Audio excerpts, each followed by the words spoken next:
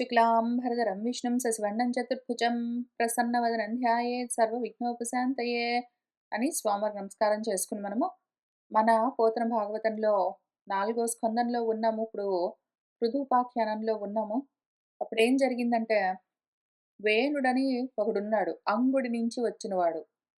ఈ వేణుడు ఏదో దుర్మార్గంలో ఉండడం చేత వాడు ధర్మానికి విఘాతం కలిగిస్తూ ఉండడం చేత ధర్మాన్ని నిలబెట్టడం కోసము మన మునులు ఆయన్ని చంపేశారు.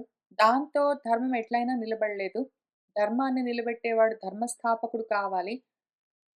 ధర్మానికి విఘాతం కలిగించేవాడిని తొలగించినంత మాత్రాన ధర్మం ఆటోమేటిక్‌గా నిలబడదు. ధర్మాన్ని నిలబెట్టేవాడు ఒకడు కావాలి కాబట్టి, వాళ్ళేం చేస్తున్నారు ఏమి అని చూసుకుంటూ వెళ్దాము. ముందు వాళ్ళేం చేశారంటే, ఆ వేణుడి యొక్క శరీరాన్ని, అంగాన్ని రుద్దారు. ఎందుకంటే వేణుడికి అపత్యం లేదు. అందుకని వాళ్ళ అమ్మగారిని సునీతనడిగి, ఆ! సరే అంటే ఆయన తొడని రుద్దితే అప్పుడేం జరిగిందో చూద్దాము. కళేవరంబు దగ్గర వచ్చి తత్ ఊరు మదనంబు గావింపన్. తొడను గట్టిగా రుద్దారప్పుడు.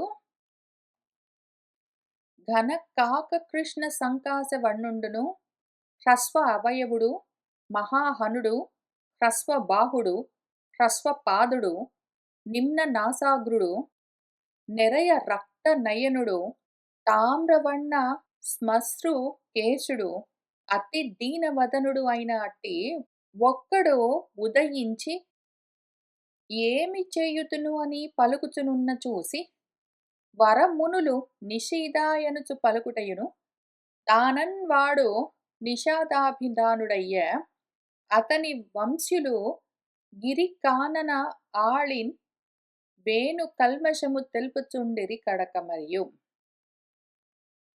ఆ విధంగా ఆయన తొడని గట్టిగా మర్దించేసరికి అందులో నుంచి దట్టమైన కాకకృష్ణం వంటి రంగులో ఉన్న నల్లటి నలుపుతో ఉన్న ఒక్కడు బయటికొచ్చాడు.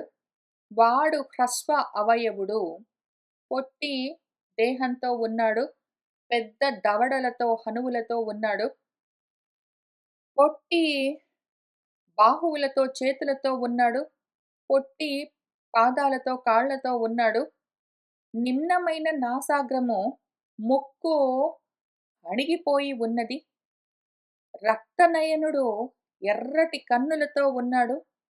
తామ్రము ఏదో రాగి వంటి శ్మశ్రువులు మీసాలు వెంట్రుకలతో ఉన్నాడు. అతి దీనమైన ముఖంతో ఉన్నాడు.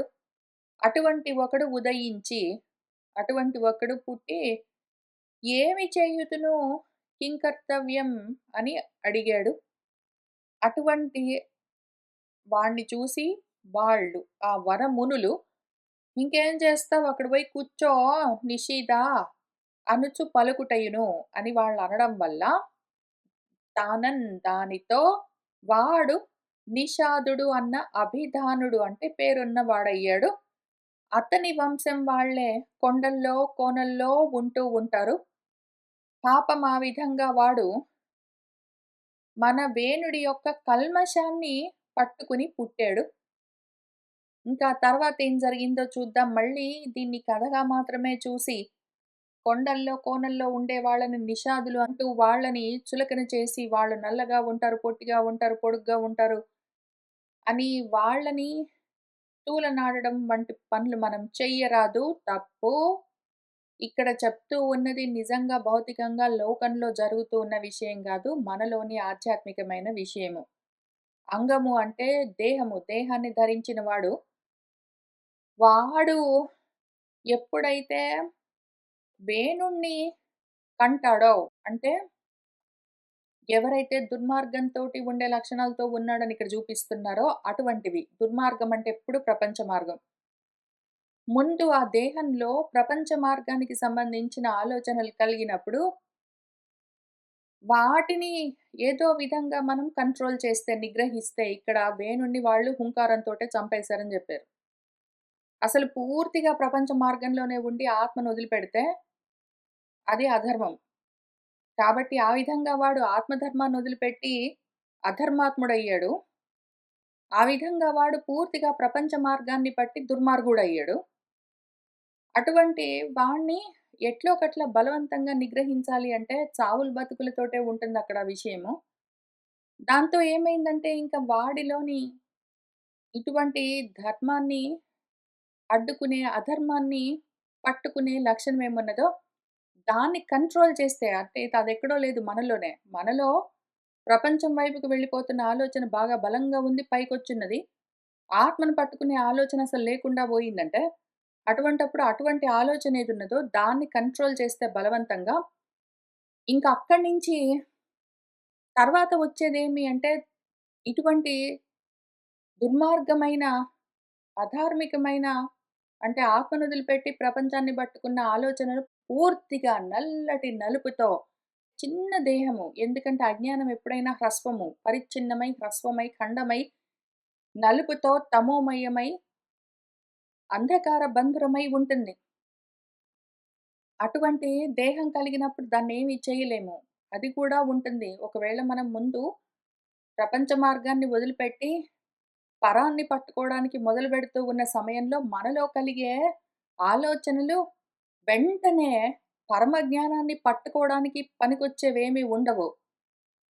అప్పుడప్పుడే వస్తూ ఉన్నవి అహంకార పూరితమై అప్పుడప్పుడే ప్రపంచం, జాబ్స్ అవన్నీ ఆపి అప్పుడప్పుడే రిటైర్మెంట్ అవుతూ అప్పుడప్పుడే మనము ఇటు సైడ్ తిరిగినప్పుడు ఇంకా పోతన భాగవతాలు, ఏదో రామాయణాలు అవన్నీ చదవడం మొదలుపెట్టిన కొత్తలో భగవద్గీతలు అవన్నీ చదువుతూ ఉండడం మొదలుపెట్టిన కొత్తలో మనలో ఇటువంటి నల్లటి నలుపుతో కూడి ఉన్న, ఎర్రటి ఎరుపుతో కూడి ఉన్న, నల్లటి నలుపు తమోగుణం, ఎర్రటి ఎరుపు రజోగుణం, రజోతమో గుణాలతో ఉన్న హ్రస్వదేహము, జ్ఞానం పెద్దగా పెద్ద దేహంతోటి జ్యోతిర్మయమై, ప్రకాశమానమై ఏముండదు. అయోమయంగా ఉంటుంది. అప్పుడు మనలో ఉదయించే జ్ఞానము మనకంత ఎక్కువగా పనికిరాదు.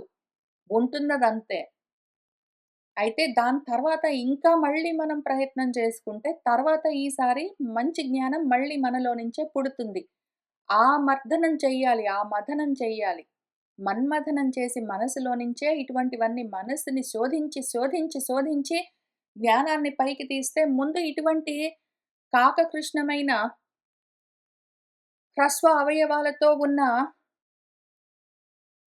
ఒక నిశితమైన దేహము, జ్ఞానదేహము రావచ్చు. అది పెద్దగా మనకు పనికి రాకపోవచ్చు. ఆ తర్వాత మళ్ళీ మన్మథనం చేస్తే, అప్పుడు తర్వాత మళ్ళీ మంచి జ్ఞానం పైకి రావచ్చు. కాబట్టి ఇదంతా మనలో జరుగుతూ ఉన్న విషయము. బయట ఉన్న ఎవ్వరిని ఏ విధంగా గూడా లోకంలో ఉన్న వాళ్ళని చులకన చేసినా గూడా, తగ్గించి మాట్లాడినా గూడా, వేరు చేసి చూపించి, అవమానించినా గూడా అవన్నీ హింసల్లోకే వస్తాయి. మనం చేయడానికి వీల్లేదు. బయట అందరూ సమానమే.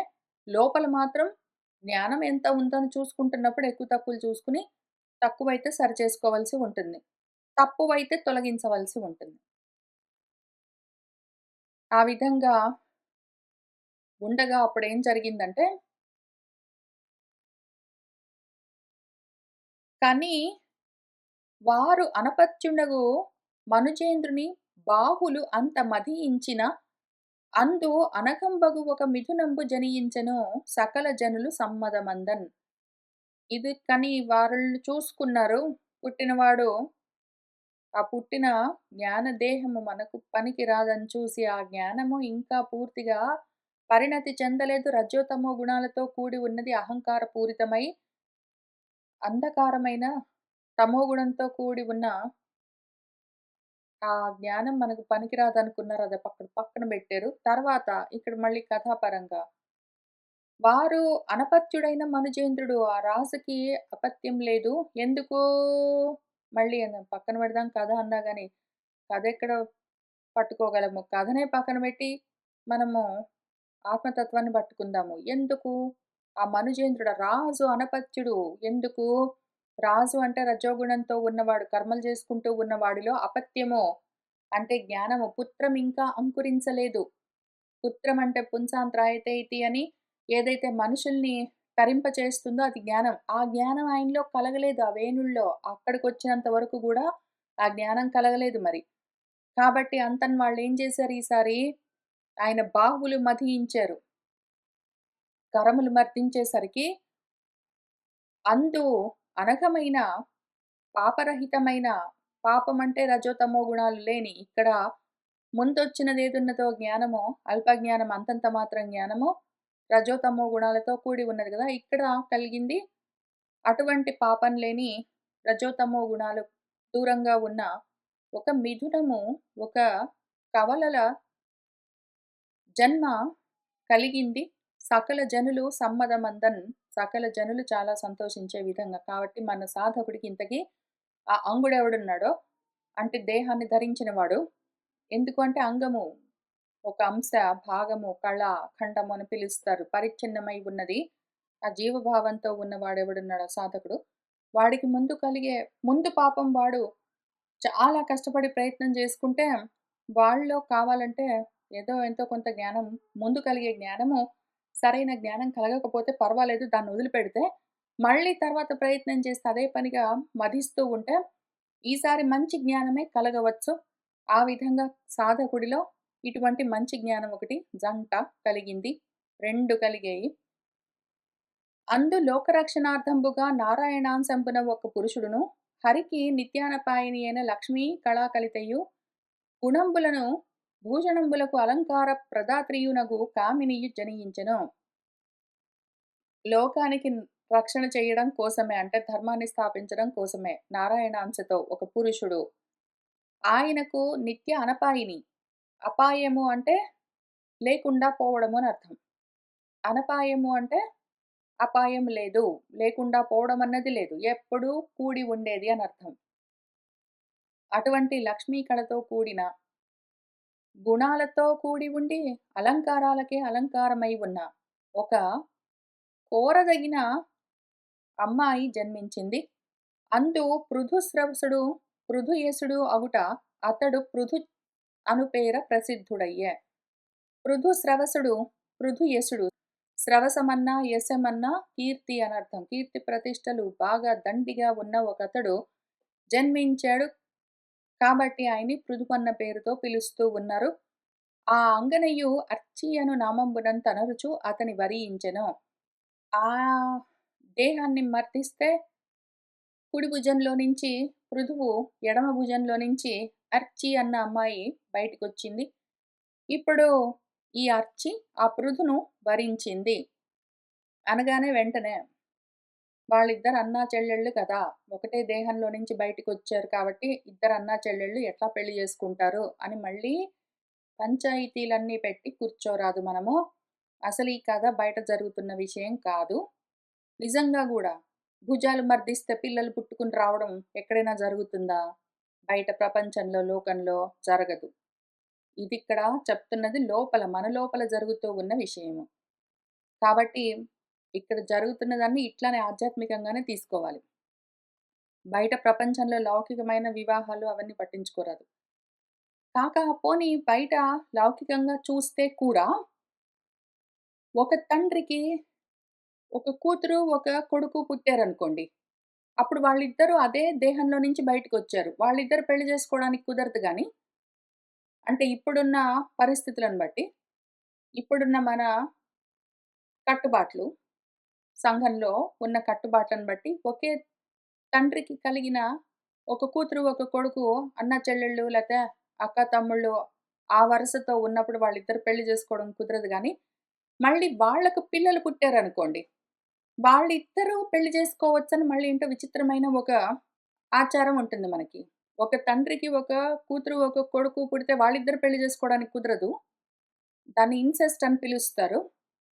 కానీ మళ్ళీ వీళ్ళిద్దరికీ పిల్లలు పుడితే ఒక కొడుకు, ఒక కూతురు వాళ్ళిద్దరు మళ్ళీ పెళ్లి జేసుకోవచ్చు. బావ, మరదలు కాబట్టి వాళ్ళు పెళ్లి జేసుకోవచ్చంటారు. ఈ ఫస్ట్ లెవెల్ ఇన్సెస్ట్ అయినప్పుడు సెకండ్ లెవెల్ ఎందుకు ఇన్సెస్ట్ కాదు? ఒకవేళ ఆలోచించదలుచుకుంటే అది కూడా అంతే గదా మరి! కాబట్టి ఆలోచనలో ఉంటుంది ఇదంతా. నా కూతురు ఒప్పుకోదు. నా కూతురు అన్నలైనా, తమ్ముళ్ళైనా ఎంతో, అట్లానే బావలైనా, మరుదులైనా కూడా. ఒక్కటే గదా మరి! అట్లా చేసుకోరాదు అన్నా, చెల్లెళ్ళు అక్క తమ్ముళ్ళు పెళ్ళిళ్ళు చేసుకోరాదు అంటే, బావ మరదలు కూడా అదే రిలేషన్‌షిప్ తోటి ఉన్నారు కదా! అది గూడా తప్పు అంటుందది. కాబట్టి ఆలోచనను బట్టి ఉంటుంది. మనం ఓకే అంటే ఓకే. మనం కాదంటే కాదు. ఇక్కడ వీళ్ళిద్దరు ఎట్లా పెళ్లి చేసుకుంటారంటే, మరి ఇప్పుడెట్లా చేసుకుంటున్నారు? ఒకానొక సమయంలో అసలు ఎక్కువ మంది జనాభా లేని సమయంలో ఏదో ఒకటి ప్రయత్నం చేసుకునేవాళ్ళు. ఇప్పుడు మరీ ప్రజలెక్కువయ్యారు గాబట్టి సెలక్షన్ ప్రాసెస్ మరీ విస్తృతంగా ఉంది గాబట్టి, మరి ఫ్యామిలీలో క్లోజ్ రిలేషన్‌షిప్స్ తోటి పెళ్ళిళ్ళు చేసుకుంటే ఆరోగ్యాలకు గూడా సమస్యలొస్తాయని మళ్ళీ జెప్పుకుంటూ, అందుకని వద్దు అనుకుంటున్నారు. మనము ఎట్లా అనుకుంటే అట్లా అన్నట్టు. మనం అనుకోవడాన్ని బట్టి. ఎట్లా అయినా అనుకోవచ్చు గానీ, ఇక్కడున్న కథను మాత్రం పట్టుకెళ్ళి ప్రపంచంలో విషయాలకి తగిలించుకొని కన్‌ఫ్యూజ్ కారాదు. ఇక్కడ చెప్తున్నది మాత్రం ఆధ్యాత్మికం. సరే ఇంతకప్పుడేం జరిగిందంటే, ఆ సమయంలో అందంద కురియించిరి అమరులు మునినాథ వితత మోదంబంద విరులవాన పరమ అనురక్తి శుంభత్ లీలన్ చూపట్టే సురపతి వీటన్ అప్సరల ఆట కన్న రసాయన క్రమమున వీతెంచే పరపైన తేట కిన్నెరుల పాట అనిమిష కరహతంబై చాలా చెలగెను విభవోత్సవంబు దుందుబిరవంబు మునినుతి చలంగే సిఖి గుండముల వెలంగే అంత అచటికి సరసీరుహాసనుడు గరుడ గంధర్వ కిన్నర గణముతోడ అర్థించనుదెంచే సమ్మోదమతిశయిల్ల అందంత కురియించిరి అక్కడక్కడక్కడక్కడ అంతా చుట్టుపక్కల అంతా అమరులు దేవతలు ఓ మునినాథ మన దేవతలందరూ మోదంతో విరుల వానను విరుల వాన మామూలుగా కాదు వితతి విస్తారంగా కురిపించారు. అట్లానే పరమ అనురక్తితో శుంభత్ లీల ఎంతో ఘనంగా మన సురపతి ఇంద్రుడు వీటన్ గొప్పగా అప్సరల యాట అప్సరసల నాట్యాలను చూపిస్తూ ఉన్నాడు. అట్లానే కన్న రసాయన క్రమమున వీటెంచే చెవులకు అసలు అమృత తుల్యంగా వినవస్తూ ఉన్నది ఇంపైన పరపైన తేటనైన స్వచ్ఛమైన కిన్నరుల పాట. అనిమిష కరహతంబై దేవతలు వాళ్ళ కరములతో చేతులతో మోగిస్తూ ఉంటే చాలా చెలగుతూ ఉన్నది విభవోత్సవంతో వైభవంతో ఉత్సవంగా దుందుబి రావము. దేవ దుందుబులు మోగుతూ ఉన్నాయి. కిన్నెరులు గానాలన్నీ చేస్తూ ఉన్నారు. అప్సరసలు నాట్యాలన్నీ చేస్తూ ఉన్నారు. అమరులు విరులవాన కురిపిస్తూ ఉన్నారు. ఈలోగా మునినుతి చలంగే అంతటా ఇదంతా పైన జరుగుతూ ఉన్న విషయం. పైన ఇక్కడ సీసపద్యంలో ఉన్నదంతా ఆకాశంలో జరుగుతూ ఉన్న విషయము. ఇక్కడ భూమి మీద పరిస్థితి ఎట్లా ఉన్నది అంటే ఈ తేటగీతిలో చెప్తున్నారు. ఇక్కడందరూ మునులు చెలగి నుతిస్తూ ఉన్నారు. గొప్పగా కీర్తిస్తూ ఉన్నారు. కుండముల అగ్నికుండాల్లో అగ్ని శిఖలతో ఉన్నది. వెలుగుతూ ఉన్నది చక్కగా. ఇప్పుడు ధర్మము స్థాపింపబడుతూ ఉన్నది అని. అంతన్ ఇంకా అక్కడికి సరసీరుహ ఆసనుడు పద్మంలో ఆసీనమై ఉండేవాడు బ్రహ్మదేవుడు. గరుడ గంధర్వ కిన్నర గణములతోటి చక్కగా అక్కడికి చనుదెంచన్ వచ్చాడు. సమ్మోదమతిశయిల్లా చక్కటి మోదము అంతటా సంతోషము పెరిగిపోతూ ఉండగా అక్కడ మన బ్రహ్మదేవుడొచ్చాడు. అంతన్నప్పుడేం జరిగిందంటే, అరయగా వైన్యుని దక్షిణ హస్తమునందు రమణీ సుమనోహరు లలితాయుధ చిహ్నములు అంగ్రులయందు సమగ్ర హల అంకుశ భాస్వర కులిస ధ్వజ చాప సరోరుహ శంఖ విరాజిత రేఖలు విస్ఫురగతి నొప్పు పితామహ ముఖ్యులు చూసి సవిస్మయులైరి తగన్. అరయ్యగా ఇంక చూస్తే మన వైన్యుడు అంటే వేణుడి కొడుకు మన పృథువు ఆయన యొక్క దక్షిణ హస్తంలో కుడి చేతిలో రమణీ సుమనోహరుడు విష్ణువు యొక్క ఆయుధ చిహ్నాలన్నీ కనిపిస్తూ ఉన్నాయి. అంగురులయందు ఆయన పాదాలయందు సమగ్రమైన రేఖలన్నీ హలము, అంకుశము, భాస్వరలీలన్, కులిశము, వజ్రాయుధము, ధ్వజము, జెండా, చాపము, ధనస్సు, సరోరుహము, పద్మము మొదలైనవని శంఖము అవన్నీ గూడా విరాజితమై ఉన్నాయి ఈ చిహ్నాలన్నీ. విస్ఫురగతి నొప్పన్ ఎంతగా ప్రకాశిస్తున్నాయంటే, పితామహ ముఖ్యులు మన బ్రహ్మదేవుడు మొదలైన వాళ్ళందరూ ఈ చిహ్నాలని చూసి విస్మయులైరి తగన్ చక్కగా వాటిని చూస్తూ ఉన్నారు. ఆశ్చర్యపోతూ ఉన్నారు. ఇతడు నారాయణాంశ సంభూతుడు. ఇతని అంగన రమాంశ సంభూతయుంగానోపుదు అని తలంచి, అయ్యవసరంబున బ్రహ్మవాదులగు బ్రాహ్మణోత్తములు అతనికి విద్యుక్త ప్రకారంబున రాజ్యాభిషేకంబు గావించిరి. ఈయన నారాయణాంశతో పుట్టినవాడు. ఈయన భార్య లక్ష్మీ అంశతో పుట్టింది అని వాళ్ళు గుర్తుపట్టారు. ఆ సమయంలో బ్రహ్మవేత్తలందరూ బ్రాహ్మణోత్తములు విద్యుక్త ధర్మంగా విధి విధానోక్తిగా రాజ్యాభిషేకాన్ని చేశారు ఆయనకి. మళ్ళీ ఇదొక విషయం. పుట్టగానే రాజ్యాభిషేకం చెయ్యొచ్చు. కావాలంటే ఒక్కొక్కసారి ఇంతకుముందు మనకు మొనార్కీ ఉన్నప్పుడు ఆ రాజుకి అప్పుడే పిల్లవాడు పుట్టాడు. కానీ వాళ్ళ నాన్న రాజు చనిపోయాడనుకోండి ఏదో కారణానికి. అప్పుడు ఆ పసిపిల్లవాడినే రాజుగా పట్టాభిషేకం చేసి, కానీ వాళ్ళ అమ్మగారో, వాళ్ళ మంత్రులో, వాళ్ళ సైన్యాధ్యక్షులో వాళ్ళెవరైనా ముందు రాజ్యపాలన చేస్తూ ఉంటారు. ఈ పిల్లవాడు పెద్దవాడై విద్యాభ్యాసం పూర్తి చేసుకుని, ఆ తర్వాత ఆయన రాజ్యాన్ని పాలించేందుకు యుక్త వయస్కుడు అయ్యిందాకా వీళ్ళే చూసుకుంటారు. ఇక్కడ బయట లౌకికమైన విషయం గాదు గదా! లోపల జరుగుతున్న విషయము. జ్ఞానదేహము ఎంత వేగంగానైనా పెరగొచ్చు మనలో. ఇప్పుడు మన స్థూల దేహము నెమ్మదిగా పుట్టి, పక్కకు తిరిగి, ఏదో దోగాడుతూ, నెమ్మదిగా అడుగులేస్తూ, తర్వాత నెమ్మదిగా, నెమ్మదిగా పెరుగుతూ, తర్వాత బడికెళ్ళి ఇంకా ఎగ్జామ్స్ రాసి, పాసయ్యి, ఫెయిలయ్యి, దెబ్బలు తిని, మళ్ళీ నేర్చుకుని, ఇవన్నీ ఇంతెక్కడుంటాయి మనకి? లోపల జ్ఞానదేహం ఇంత జరగవలసిన పని లేదు. మనం అంత వేగంగా చదువుతూ, అంత బలంగా లోపల పెరుగుతూ ఉంటే జ్ఞానదేహం ఎంత వేగంగానైనా లోపల వృద్ధి చెందొచ్చు. కాబట్టి ఆ పుట్టిన జ్ఞానము ఈసారి ముందు కలిగిందేదున్నదో అది తమో రజో గుణంతో కూడిన జ్ఞానము పనికి రాలేదు. దాన్ని పక్కన బెట్టారు. ఇప్పుడు మళ్ళీ కలిగిన జ్ఞానం అసలు పుడుతూనే చాలా బలంగా, చాలా పెద్దగా వృద్ధి చెందిన జ్ఞానదేహమే కలిగింది. ఇంకా ఆ జ్ఞానదేహానికి రాజ్యాభిషేకం, పట్టాభిషేకం అంటే ఏమి? రాజ్యం అక్కడ దేహము. దేహాన్ని మొత్తాన్ని చూసుకునేందుకు ఈ జ్ఞానం ఇప్పుడు అటువంటి స్థితిలో ఉన్నది. అజ్ఞానం నడిపించట్లేదు. ఇప్పుడు ఆ సాధకుడి దేహాన్ని జ్ఞానం నడిపిస్తూ ఉన్నది అనర్థము. సరిత్ అంబోనిధి ఖగ మృగ ధరణి సురవర్త్మ పర్వత ప్రముఖములై పరగిన భూత శ్రేణులు నరవరునకు తగనుపాయనములను ఇచ్చెన్ ఒగిన్. సరిత్తులంటే నదులు, అంబోనిధి అంటే సముద్రుడు, అంబస్ అంటే నీళ్లు, నీళ్లతో నిండి ఉన్నది నిధిలాగా సముద్రము.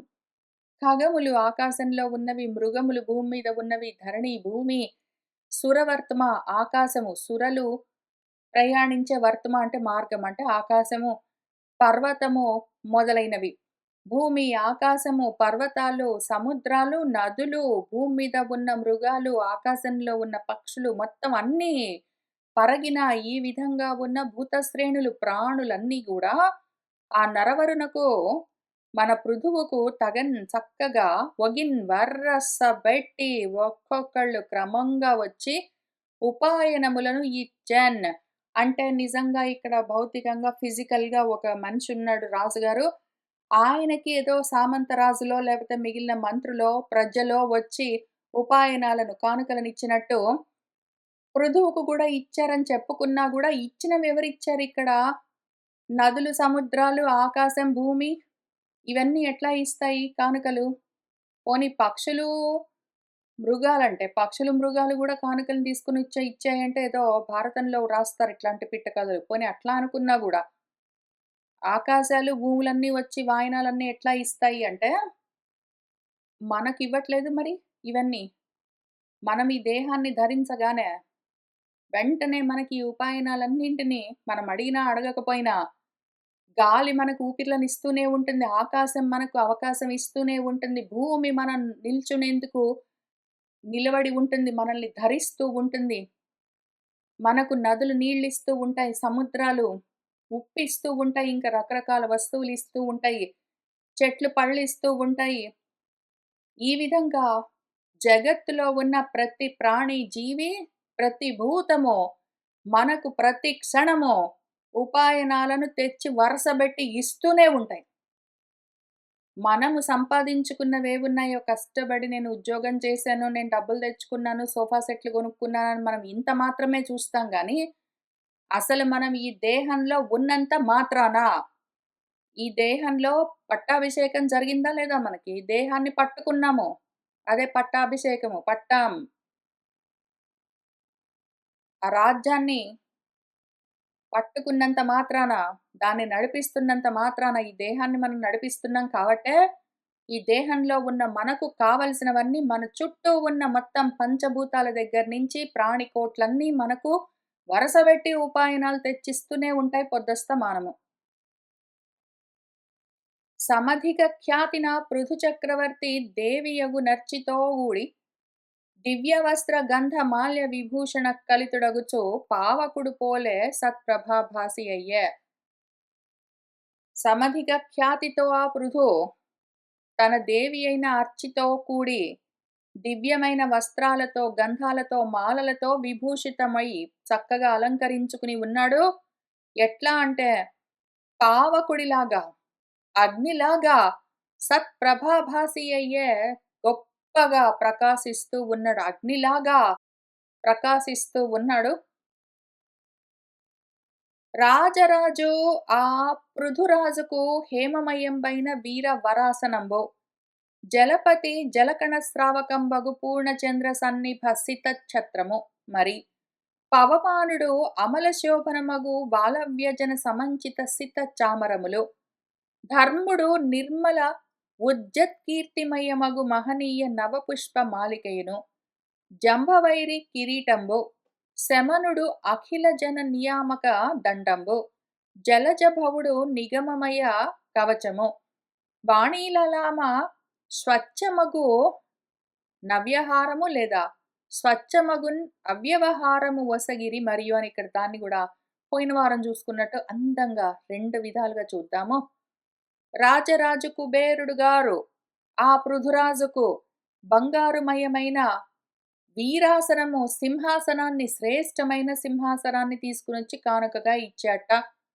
జలపతి వరుణదేవుడు జలకణ స్రావకంబగు చక్కటి మంచు బిందువులు జాలువారుతూ ఉన్న జాలము నెట్టుతో ఉన్న పూర్ణమైన చంద్రుడిలాగా ఉన్న పౌర్ణమి నాటి చంద్రుడి లాంటి తెల్లటి ఆతపత్రము ఛత్రము ఇచ్చాడు. మరి పవమానుడు వాయుదేవుడు నిర్మలమైన శోభస్కరమైన వాలవ్యజనములు బింజామరలిచ్చాడు. సమంచిత సిత చామరములు ధర్ముడు నిర్మల ఉజ్జత్కీర్తిమయమైన మహనీయ నవపుష్ప మాలికనిచ్చాడు. ధర్ముడు నిర్మలమైన గొప్ప కీర్తిమయమైన కీర్తి అన్న పుష్పమాల పూలమాలనిచ్చాడు. ఆ తర్వాత జంభవైరి జంబాసురుడికి శత్రువు మన ఇంద్రుడు గారు గొప్ప ఘన కిరీటాన్నిచ్చాడు. శమనుడు యముడు అఖిల జన నియామకమైన జనులందర్నీ నియమించే దండాన్ని యమదండాన్నిచ్చాడు. జలజభవుడు బ్రహ్మదేవుడు నిగమమయ కవచాన్నిచ్చాడు. వేదమయమైన కవచము. వాణీలలామ మన భారతీదేవి స్వచ్ఛమైన నవ్యమైన హారము. మన భారతీదేవి స్వచ్ఛమైన ఒక నవ్యమైన కొత్త హారాన్ని ఇచ్చిందిట. అక్కడ నవ్యహారము అంటే కొత్త హారం అని చెప్పుకోవచ్చు. కాక ఇక్కడ సంధి విడదీసామనుకోండి, సంధి పెట్టుకుని విడదీసామనుకోండి, స్వచ్ఛమగున్ అవ్యవహారము. అసలు మాటలు వ్యవహారాల్లోకి వెళ్ళకపోతే దాన్ని మించిన వరము ఇంకొకటి లేదు. 2 రకాలుగా ఇది వరంలాగా ప్రాప్తించొచ్చు మనకి. ఒకవేళ కర్మలు చేస్తూ ప్రపంచంలో ఉన్న వాళ్ళకి మాటలు బాగా మాట్లాడే శక్తి ఉండడము వాళ్ళకది వరము. అప్పుడది నవ్యహారము. చక్కగా ఎప్పుడు కొత్తగా పూలు పూసినట్టు మాట్లాడగలిగాడనుకోండి. అప్పుడు వాడికది గొప్ప శక్తి. అది వాడికి విభూతి.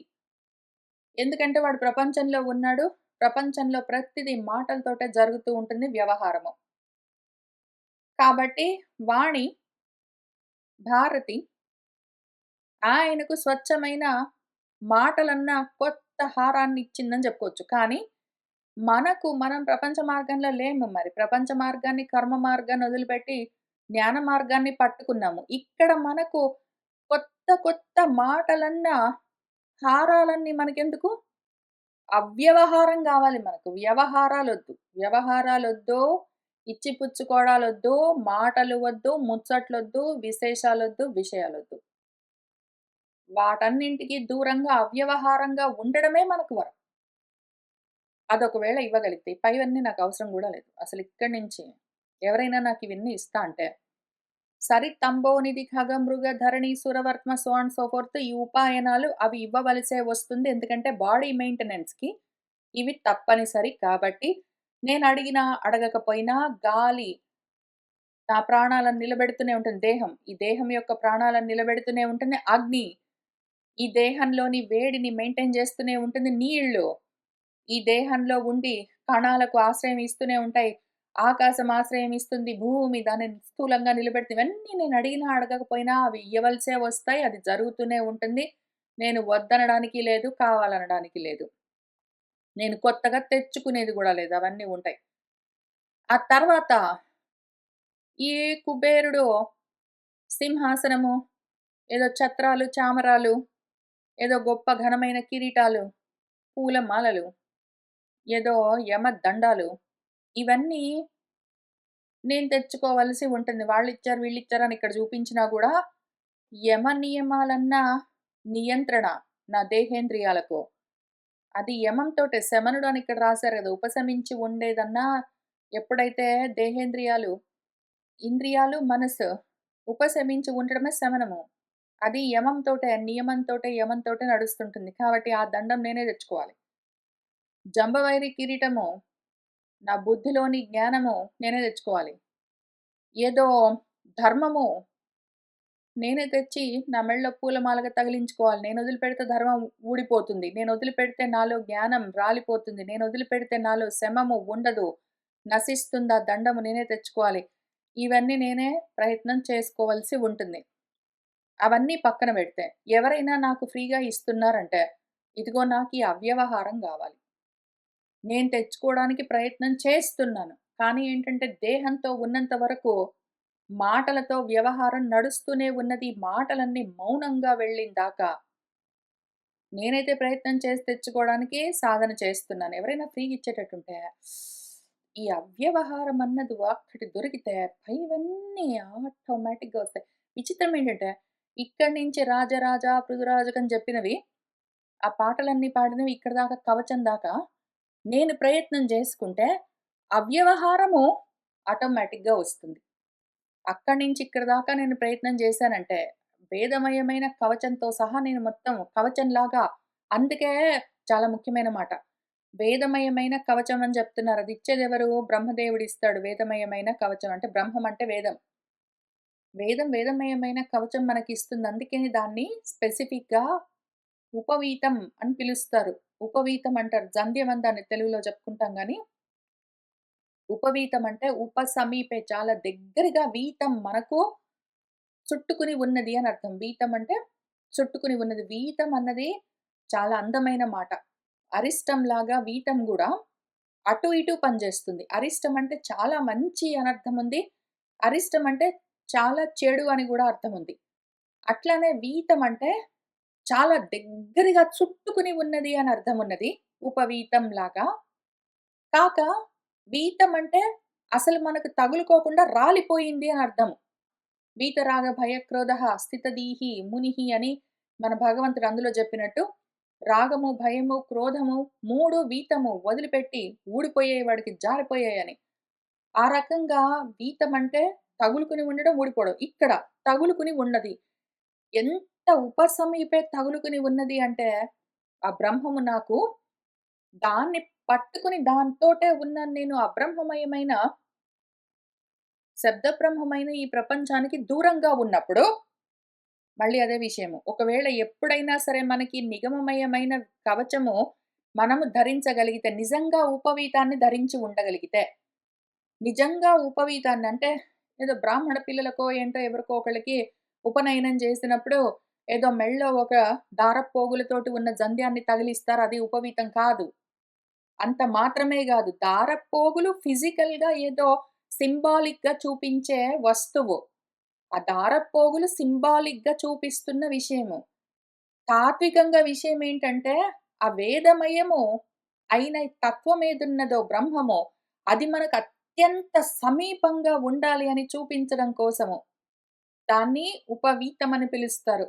నిజంగా ఉపవీతం అంత సమీపంగా వేదం నాకు దగ్గరగా ఉన్నది అంటే, నన్ను చుట్టుకుని ఉన్నది అంటే కవచంలాగా, వీతమై ఉన్నది. కవచం అంటే వీతం చుట్టుకుని ఉండడం. ఆ రకంగా ఉన్నది అంటే అప్పుడు శబ్ద బ్రహ్మానికి నేను దూరమవుతాను. దాంతో అవ్యవహారం ఆటోమేటిక్. మౌనము. శబ్ద బ్రహ్మానికి నేను దూరమయ్యానంటే శబ్దం ఆగిపోయిందంటే మౌనమే ఉంటుందప్పుడు. అసలు చాలా ముఖ్యమైన విషయము. ఇక్కడ వాళ్ళిచ్చారు, వీళ్ళిచ్చారని ఇక్కడ రాసినవి మొత్తం ఇదంతా లిస్ట్‌లో ఫస్ట్ ఇక్కడ ఈ కందపద్యంలో ఉన్నవి ఆటోమేటిక్‌గా వస్తాయి. దేహం ఉన్నంత వరకు దాని కోసం నేను కొత్తగా చేయవలసిందేమీ లేదు. ఆ తర్వాత ఇక్కడి నుంచి చెప్తూ ఉన్నవన్నీ మన కుబేరుడు అదిచ్చాడు, ఇంద్రుడు ఇదిచ్చాడని ఇవన్నీ నేను కష్టపడి సాధనతో సంపాదించుకోవాల్సిన విషయం. ఇంతవరకొచ్చానంటే మాత్రము, నిజంగా ఉపవీతం చేసుకోగలిగానంటే మాత్రం అవ్యవహారం మౌనంలోకెళ్తాను. దక్షిణామూర్తి స్తోత్రం మొత్తం దంచి కూర్చున్నాక, మళ్ళీ కొత్తగా చేయవలసిందేమీ లేదన్నది ఎట్లా తెలుస్తుందో అక్కడికెళ్తాము. ఇదంతా చేయవలసి ఉంది అని చెప్తున్నారు. కథగా ఒక లిస్ట్ అంతా చదువుకొని అది బాగుంది, ఇది బాగుంది, వాళ్ళిదిచ్చారట, వీళ్ళిదిచ్చారట అంటే మనకు అర్థం కాదు విషయము. సరే ఇంకా అక్కడికే అవ్వలేదు. కొన్ని మనకొస్తాయి. కొన్ని మనం తెచ్చుకోవాలి. మనం తెచ్చుకునేవి కొన్నుంటే, వాటితో పాటు వచ్చేవి కొన్నుంటాయి. ఇవన్నీ చూసుకున్నాం గదా! ఇంకా కొన్నున్నాయి. ఇంకా కొంత లిస్ట్ చూద్దాం. దామోదరుడు సుదర్శన చక్రం, అవ్యాహత ఐశ్వర్యము అబ్జపాణి, చంద్రార్ధధరుడు అర్ధచంద్ర రేఖాంకిత కమనీయ కోశ సంకలిత ఖడ్గము, అంబిక శతచంద్రమను ఫలకము, చంద్రుడు అమృతమయ శ్వేత హయచయము, త్వష్ట రూపాశ్రయ ఉదాత్త రథము, భానుడు గుణిమయ బాణములు, సిఖియు అజగోవిషాణ సంచిత మహా ఆజగవం అనందగు చాపంబు, అవనిదేవి యోగమయమైన పాదుకాయుగము, గగనచరులు గీతంబులనిచ్చిరి సంతసమున. దామోదరుడు సుదర్శన చక్రాన్నిచ్చాట. అబ్జపాణి మన లక్ష్మీదేవి అవ్యాహతమైన తొలగిపోని ఐశ్వర్యాన్నిచ్చిందిట. చంద్రార్ధధరుడు అర్ధచంద్రుణ్ణి ధరించినవాడు, చంద్రరేఖను ధరించినవాడు శివుడు. అర్ధచంద్రరేఖతో కూడి ఉన్న అందమైన ఒక వరతో పాటుగా ఉన్న ఒక ఖడ్గాన్నిచ్చాట. అసలిది ఖడ్గము ఏదో అర్ధచంద్రాకారంతో ఉన్న అందంగా ఉన్న వరతో కూడిన అవన్నీ ఇవన్నీ అక్కడ మూలంలో లేవు. ఖడ్గం అవన్నీ ఎక్స్‌ప్లెయిన్ చేయలేదు.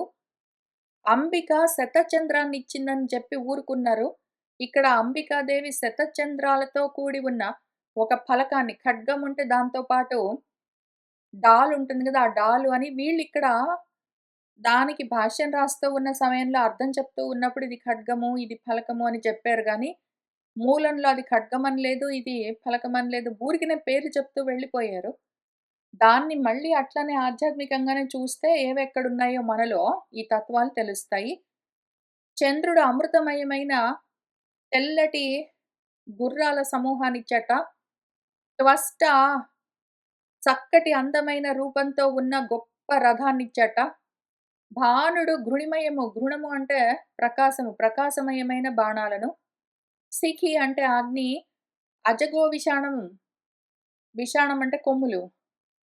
ఎద్దు కొమ్ములతో తయారై ఉన్న ఒక చాపము ధనుస్సిచ్చాడని జెప్తున్నారు. అవనిదేవి భూదేవి యోగమయమైన పాదుకలనిచ్చింది.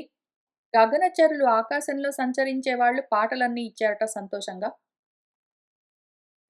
వెండియున్ ప్రతి దివసంబును ఆకాశంబు పుష్పంబులు కురియింప, మహర్షులు సత్యంబులైన ఆశీర్వచనంబులు సలుప, సముద్రుడు శంఖంబును, నదంబులు పర్వతంబులు, నదులు రథమార్గంబును వసంగెన్. ప్రతిరోజు ఆకాశము పూలవానలు కురిపిస్తూనే ఉన్నదిట. మహర్షులు సత్యమైన ఆశీర్వచనాలను చేస్తూ ఉన్నట్ట.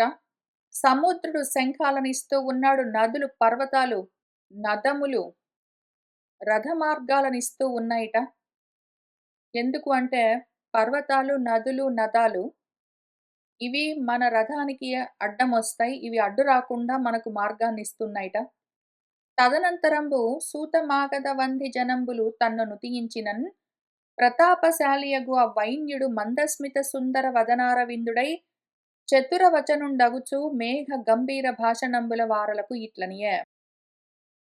ఇంకా ఆ విధంగా వైభోగంగా ఉండగా సూతులు, మాగధులు, వంది వాళ్ళందరూ గూడా ఆయన్ని స్తుతిస్తూ ఉంటే, మన ప్రతాపశాలి అయిన వైన్యుడు, మన పృథువు నవ్వుతూ అందమైన ముఖంతో ఉన్నవాడై, నవ్వు ముఖంతో ముఖమంతా నవ్వులు పరుచుకుంటూ ఉంటే ఆయన చతురవచనుడగుచు చక్కగా మాట్లాడుతూ మేఘ గంభీరమైన వాక్కులతో ఈ విధంగా వాళ్ళతో అంటూ ఉన్నాడు. వందిమాగధ సూతవరులారా, నాయందు కమనీయ గుణములు కలిగెనేని అర్హంబో నృతి చేయన్, అవి లేవు నాయందో అదిగాన మీ నుతి వ్యర్థమయ్యే. ఇట మీద గుణములను ఏ పారియుండిన అప్పుడో నుతించెదరగుట, మీరు సభ్య నియుక్తులై చతురతన్ ఉత్తమ శ్లోకుని గుణములన్ అస్తోక భూప్రసిద్ధములుగాన సన్నుతి చేయుడో. అర్జునిన్ అతని బహువిధ భావంబు అభినుతింప అలవిగాకయే ఉండుదురు, అదియుగాక చతురమతులారా మాగధ జనములారా. వంది మాగధ సూత వరులారా, ఓ వంది మాగధ సూతులారా, నాయందు నాలో ఇటువంటి కమనీయమైన కోరుకోవలసిన గుణాలు కలిగినేని ఒకవేళ ఉన్నాయే అనుకోండి. అప్పుడు మీరు నుతి చేయన్ అర్హంబు, మీరప్పుడు నన్ను పొగడవచ్చు. మీరు పెద్ద పెద్ద మాటలతో నన్ను స్తుతిస్తున్నారు కదా స్తోత్రాలతో. నిజంగా మీరు చెప్పినవన్నీ నాలో ఉన్నాయంటే అప్పుడు నన్ను మీరు నిజంగా స్తుతించొచ్చు. కానీ అవి నా యందు లేవు. అటువంటి గొప్పతనాలు నాలో లేవు. అదిగాన కాబట్టి మీ నుతి వ్యర్థమయ్యే. మీరిట్లా నన్ను స్తుతిస్తుంటే అదంతా వ్యర్థమైపోయింది కదా! వ్యర్థమైన మాటలైపోయాయి మీరు చెప్తున్న స్తుతులన్నీ. ఇట మీద ఇంకిప్పటి నుంచి మీరేం చేయండంటే, గుణములన్ ఏపారియుండినప్పుడు నాలో నిజంగా ఎప్పుడైనా స్తుతించవలసిన గుణం ఎక్కడైనా కనిపిస్తే అప్పుడే మీరు స్తుతించొచ్చులే గాని, ఇప్పుడు ఏమీ లేకుండానే నేనసలు ఏమి సాధించాను ఇంతవరకు? ఏమున్నాయని నాలో గొప్పతనాలు మీరు ఈ విధంగా పొగడడానికి? ఉన్నప్పుడే నుతించెదరు. ఉన్నప్పుడే పొగడొచ్చులే కానియండి అగుటన్. అందుకని మీరు సభ్య నియుక్తులై చతురతన్, ఈలోగా ఏం చేయాలండి మరి? మాకీ జాబున్నది గదా! మరి పొగడవలసిన జాబున్నది గదా! అంటే, నాలో లేనివన్నీ మీరు లేనిపోనివన్నీ చెప్తే బాగుండదు. అది సభ్యత గాదు. అందుకని నాలో నిజంగా ఎప్పుడైనా ఉన్నప్పుడు పొగుడుదురు. ఈలోగా ఏం చెయ్యాలి మేము అంటే, ఉన్నాడు గదా! ఉత్తమ శ్లోకుడున్నాడు. గుణములలో అస్తోకమైన, అంతులేని తక్కువగాని గుణాలతో ఉన్న, భూమిలో ప్రసిద్ధమైన గుణాలతో ఉన్న ఉత్తమ శ్లోకుడు ఆల్రెడీ ఉన్నాడు గదా భగవంతుడు. కాబట్టి కానన్ అర్జుని సన్నుతి చేయుడో, ఆయననే పొగడండి. ఏం చెయ్యాలి మీరంటే పొద్దస్తమానం ఆయన్నే పొగుడుతుండండి. నేను గూడా వింటాను. మీకు మంచి, నాకు మంచి. ఉన్న విషయం చెప్పినట్టుంటుంది మీకు. మంచి విషయం విన్నట్టుంటుంది నాకు. నాలో లేని వాటన్నింటిని మీరు పొగిడేం ఉపయోగమో? అతని బహువిధ భావంబుల అభినుతింప అలవిగాకయుండుదురు. అసల ఆయన గొప్పతనాలు చెప్పడానికి గూడా సరిపోవు అన్నుంటాయి. కాబట్టి పొద్దస్తమానం ఆయన్ని పొగుడుతూ ఉండండి. అదియునున్ గాక అది కూడా కాక, ఓ చతురమతులారా, ఇంతటి తెలివితో మహాజ్ఞానంతో ఉన్న మీరందరూ, ఓ మాగధ జనములారా, నేను చెప్పినట్టు ఇట్లా చెయ్యండి. మరియున్ మహాత్ముల గుణంబులు తనయందు సంభావితంబులు చేయ సామర్థ్యంబులు కలిగిన అందు మహాత్ముల గుణంబులు ప్రసిద్ధంబులు గావునన్ తత్సమంబుగా నెట్లు నుతింపవచ్చో. ఇక్కడ ఈ రాసింది ఏదైనా సరే నేను మూలంలో నుంచి చెప్తున్నాను. ఒకవేళ వాడిలో అటువంటి గొప్పతనాలు లేకపోయినా గూడా, ఎవరికైనా డబ్బులిచ్చి మరి తన గొప్పతనాలన్నీ పొగిడించుకోవచ్చు. పర్వాలేదు. అంత సమర్థత వాడి దగ్గర ఉంటే, అంత శక్తి ఉంటే, అంత పలుకుబడి, అంత ప్రభావము, అధికారము ఉంటే వాడు వాడి గొప్పతనాలు వాళ్ళతోటి వీళ్ళతోటి చెప్పించుకోవచ్చు. వాడు పొగిడించుకోవచ్చు. కానీ అట్లా చేస్తే ఏం జరుగుతుంది? ఎవ్వండేనొకండు శాస్త్రాభ్యాసంబునన్ తనకు విద్యా తపోయోగ గుణంబులు కలుగునని పలికినన్ వానిని చూసి సభ్యులు పరిహసింతురు. ఎవడైనా అట్లాంటి వాడు ఒకడున్నాడనుకోండి. వాళ్ళలో గొప్పతనాలేమీ లేవు. కానీ మాత్రం వాళ్ళతోటి వీళ్ళతోటి పొగిడించుకుంటున్నాడనుకోండి. అటువంటి వాడు అంతంత మాత్రంగా చదువుకున్నాడు. అబ్బో!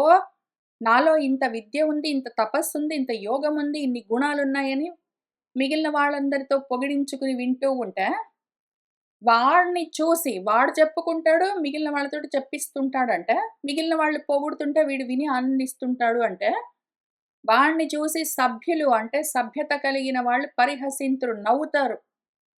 అది కుమతియగు వాడు ఎరుగడు. అయితే వాడు దుర్బుద్ధి పాపం. తక్కువ తెలివితేటలు గాబట్టి, తెలివి తక్కువతనంతో వాడిలో ఉన్న ఈ లోపాన్ని, వాడి గురించి వాడి గొప్పలు వాడే జెప్పుకుంటూ ఉంటాడు. వేరే వాళ్ళు ఏ కారణానికైనా సరే చెప్తూ ఉంటే చాలా సంతోషిస్తూ ఉంటే, అటువంటి వాడిని జూసి తెలివి గలిగిన వాళ్ళు జ్ఞానులు నవ్వుకుంటారు. అయ్యో! వీడిట్లా ఉన్నాడే అని. తెలివి గలిగిన వాళ్ళు జ్ఞానులు కాకపోయినా గూడా మిగిలిన వాళ్ళు గూడా వీడిని జూసి నవ్వుతుంటారు. కానీ మనవాడికి అంత తెలివితేటలు లేవు గాబట్టి, అది తెలుసుకోడు వాడు. నాకింత తెలివితేటలున్నాయి గాబట్టి నాకు తెలుసు. నాలో గుణాలు లేవు. మీరు పొగిడారంటే నేను నవ్వుల పాలవుతానని అనుకుంటున్నాను. అందుకని నన్ను పొగడొద్దు. ఉన్నప్పుడు పొగుడుదురు. ఇప్పుడేమున్నాయని పొగుడుతున్నారు. మధ్యలో ఈ టైంలో ఏం చెయ్యాలి మరి? నువ్వేదైనా సాధిస్తే నిన్ను పొగుడుతాము. ఈలోగా ఏం చెయ్యాలంటే ఉన్నాయనున్నాడు గదా! భగవంతుడు ఆయన్ని పొగడండి నేను వింటాను. అదీనున్ గాక.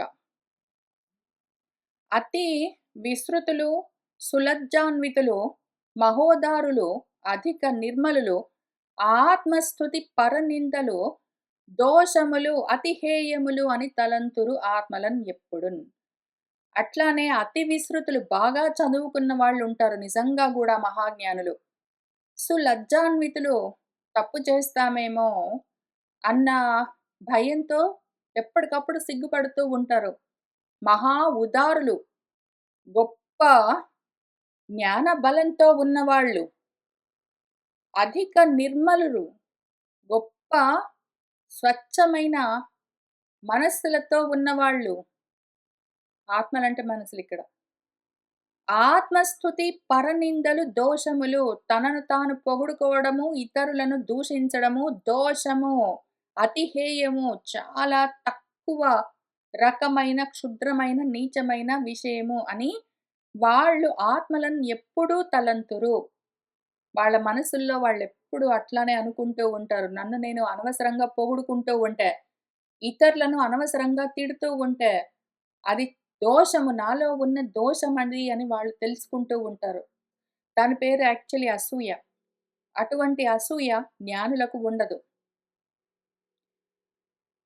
వంది జనంబులు లోకములందు అవిదిత వరకర్ములగు భూపతులన్ నందించుట అవశ్యంబైనన్ అందు తగదు నుతింప శిశుజనంబుల పగిదిన్.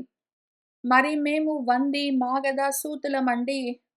మాకు ఈ లోకంలో అవిదిత వరకర్ములగు భూపతులు రాజులకు గొప్ప గొప్ప ఘనకార్యాలు సాధించే శక్తి సామర్థ్యాలు ఉండొచ్చు, ఉండకపోవచ్చు. వాళ్ళు సాధించి ఉండొచ్చు, సాధించకపోవచ్చు. ఎట్లా అయినా సరే వాళ్ళను నందించుట, స్తుతించడం అవశ్యం కదండీ! మరి మాకిది జాబ్ గదా! అందుకని మరేం చెయ్యాలి అంటే, తగదు. అయినా సరే మీకు తగదు. ఇది మా జాబ్ కాబట్టి ఆ రాజులో ఆ గొప్పతనాలు ఉన్నా లేకపోయినా మేము పొగుడుతామంటే తప్పు చేయరాదు. శిశు జనంబుల పగిది చిన్నపిల్లవాళ్ళలాగా, అజ్ఞానుల్లాగా అట్లా చెయ్యరాదు. మీరట్లా పొగడరాదు. ఆ రాజు అట్లా పొగిడించుకోరాదు. అని పాపము మన పృథు చక్రవర్తి అనన్ సూత వంది మాగధ జనులు ఆ నరనాయకుని వచనములు వినియున్ మునిచోదితులై క్రమ్మరన్ అనురాగములు ఉప్పతిల్లన్ అమ్మనుజేంద్రున్ అమృతోపమానంబులైన మధుర వాక్యంబులన్ ఇట్లనిరి. అని ఈ విధంగా అనగానే మన సూతులు, వంది, మాగధులు వీళ్ళందరూ జనులు ఆ నరనాయకుడిని చూసి ఆయన వచనాలు విని వాళ్ళు మరి ఆలోచించుకున్నారు. మీరు నన్ను పొగడ్డానికి వీల్లేదు. ఉన్నప్పుడే చూద్దాం ఏమైనా గొప్పతనాలు అని ఆయన చెప్పేసరికి వీళ్ళకి జాబుంది. వాళ్ళేం చెయ్యాలని ఆలోచించుకుని ఆ పక్కనే ఉన్న మునులందరిని అడిగితే మునులు ఒక మార్గాన్ని ఉపదేశం చేశారు. ఒక ఉపాయాన్ని చెప్పారు. క్రమ్మర ఇంక వరసగా వాళ్ళు రాజుగారి పైన అనురాగము ఉప్పతిల్లన్ ముప్పుతిప్పలుగా రకరకాలుగా వృద్ధి చెందుతూ ఉంటే, ఆ రాజుని వాళ్ళు అమృతోపమమైన, అమృతంతో సమానమైన మధుర వాక్యాలతో ఈ విధంగా మళ్ళీ పొగుడుతూ ఉన్నారొచ్. వాళ్ళు ఏమని పొగుడుతున్నారు? ఎందుకు అని మనము వచ్చే వారం చూసుకుందాం. కానీ ఒక ముఖ్యమైన విషయం ఇక్కడ చూద్దాము. మన మునులు ఇక్కడి నుంచి మన పృథువుని స్తుతి చేస్తూ ఉన్నారు. పృథువు కొన్ని పారామీటర్స్ చెప్పాడు. కొన్ని స్పెసిఫికేషన్స్ చెప్పాడు. స్తుతి చెయ్యాలంటే నిజంగా ఉండాలి. లేనిపోనివి స్తుతించడానికి వీల్లేదు. కావాలంటే భగవంతుణ్ణి స్తుతించండి. ఆయనలో అనంతమైన గుణాలున్నాయి. నాలో లేవు. మీరొకవేళ ఈ విధంగా నాలో లేనివన్నీ స్తుతి చేశారంటే, వాటిని నేను విని సంతోషిస్తే నన్ను చూసి అందరూ నవ్వుకుంటారు. నేను ఒప్పుకోను. నేను అటువంటి అల్పుణ్ణి, బాలుణ్ణి కాదు. అయినా సరే మీరు నాలో లేని గుణాలని మీరు పొగుడుతాను అన్నారంటే, మీరు సభ్యత కలిగిన వాళ్ళు కారు అని ఇన్ని నియమాలు పెట్టాడన. ఈ విధంగా చెప్పేసరికి మన వాళ్ళేం చేశారంటే, మునులతో మాట్లాడుకుని ఎవరితో?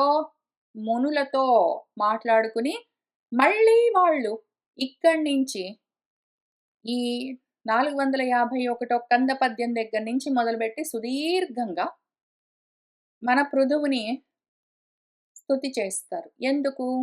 ఆయన వద్దన్నాకెందుకు చేస్తూ ఉన్నారు అంటే, ఇక్కడి నుంచి చేసే స్తుతి పృథువు తనలో లేని గుణాలను ఆపాదించి మీరు అధ్యారోపణ చేసి పొగడ్డానికి వీల్లేదని చెప్తున్నాడు గానీ, పృథువుకే అర్థం కావట్లేదు. అక్కడున్న మునులు అంటే ఎవరైతే ఈ విధంగా పైన ఇన్ని చెప్పుకున్నాం గదా! చాలా పద్యాల్లో ఏదో మన సరితంబో నిధులు తెచ్చి ఇవిచ్చాయి, రాజరాజు తెచ్చి అవిచ్చాడు, జంబవైరి తెచ్చి ఇవిచ్చాడు అని ఇందులో ఎవరైతే నిగమమయమైన కవచాన్ని ధరించారో అటువంటి వాళ్ళకి అవ్యవహారం ఉంటుంది. అవ్యవహారము మాటలు అన్న వ్యవహారం లేకపోతే మౌనం ఉంటుంది. అటువంటి మౌనం ఉన్నవాళ్ళు మునులు. ఆ మౌనంలోనే పరబ్రహ్మతత్వం తెలుస్తుంది. ఎవరైతే ఆ మౌనాన్ని పాటించి పరబ్రహ్మతత్వాన్ని, ఆత్మతత్వాన్ని తెలుసుకున్నారో అటువంటి వాళ్ళు మునులు. ఆ మునులు మన స్తుతి చేసే వాళ్లకు, సూతులకు మార్గం చెప్పారు. ఎందుకు అంటే, ఇక్కడ మన పృథువు జీవభావంతో ఉన్నాడు. నేను అల్పుణ్ణి అనుకుంటున్నాడు. భగవంతుడు వేరు, నేను వేరు అని చెప్తున్నాడు. భగవంతుడిలో ఎన్నో గుణాలున్నాయి. మీరెంత పొగిడినా గూడా సరిపోదు. ఆయన్ని పొగడండి. నాలో ఏముంది అని వేరు చేసి చూసుకుంటున్నాడు. ఆత్మకు, దైవానికి తేడా లేదు. ఆధ్యాత్మమేదో ఆది దైవికం అదే. తత్వమసి అని అంత విస్తారంగా మన ఉపనిషత్తులన్నీ వ్యాఖ్యానించి చెప్తూ ఉంటే గూడా, అది నువ్వే అని చెప్తే గూడా, అది వేరు, నేను వేరని చూసుకుంటున్నాడు మనవాడిక్కడ సాధకుడు. ఇటువంటి సాధకుడికి అది వేరు, ఇది నువ్వు వేరు గాదు. అదేదున్నదో అదే నువ్వో తత్వమసి అని ఇప్పుడు బోధ చెయ్యాలి. అందుకనే నువ్వు కూర్చో. నువ్వు అల్పుడివి. గుణాలు తక్కువగా ఉన్నవాడివి. ఘనకార్యాలేవి సాధించలేదింకా. అటువంటి నన్ను పొగిడారంటే, అది నింద అవుతుంది. అసభ్యకరము. చెయ్యరాదంటున్నావు. కానీ నీ గురించి నువ్వు తెలుసుకో. నువ్వేదో గాదు అదే. ఏ భగవత్తత్వాన్ని నువ్వు అనంతమైన గుణాలతో స్తుతించండి అని మాకు చెప్తున్నావో, ఆ భగవత్తత్వం ఏదో గాదు నువ్వే. నువ్వెవరో చెప్తాము ఇంక విను అని వాళ్ళు ఇక్కడి నుంచి మొదలుపెట్టి చాలా దూరం చెప్తారు. ఇదంతా ఆత్మతత్వమే. తత్వమసి అన్నదాన్ని ఇంకా విస్తారంగా వ్యాఖ్యానం చేశారు మన వ్యాసుల వారు. దాన్ని మనము మన మూలంలో గూడా చూసుకుంటూ వచ్చాం. ఇక్కడ మళ్ళీ పోతన భాగవతంలో కూడా చూద్దాము. అది మనమే ఇంతకి. మన పృథువు నాలో లేని గుణాలన్నీ మీరెట్లా పొగుడుతారు? నేనసలేమి సాధించాను గాబట్టి, అట్లా చెయ్యరాదు. ఎవరైనా చూస్తే నవ్విపోతారు. మీకు గూడా మంచిది గాదు అని చెప్తున్నప్పుడు వింటుంటే బానే ఉంది గదా! అని అనిపిస్తుంది. ఆహా! ఎంత హంబుల్‌గా ఉన్నాడు. ఓహో! అని మనకు పొగడాలనిపిస్తుంది. మళ్ళీ మనం గూడా వంది మాగదుల్లాగా ఈయనను పట్టుకొని స్తుతి చేయాలనుకుంటాం. కానీ తప్పో. మనము అల్పులము గాదు, దీనులము గాదు, గుణహీనులము గాదు.